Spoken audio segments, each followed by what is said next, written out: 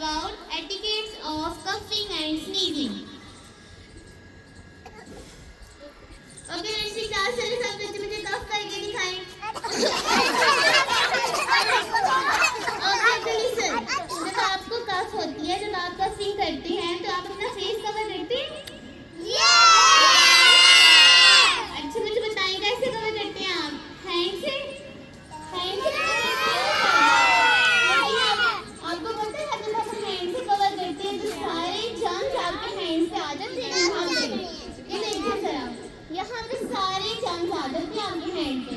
और जब आप शेक एंड करते हैं अपने गाल सालों से तो सारे जर्म्स ट्रांसफर हो जाते हैं उनके पास, फिर वो भी बीमार हो जाते हैं. आपको कफ होगी तो आप क्या करेंगे? आप टिश्यू यूज करेंगे. क्या करेंगे?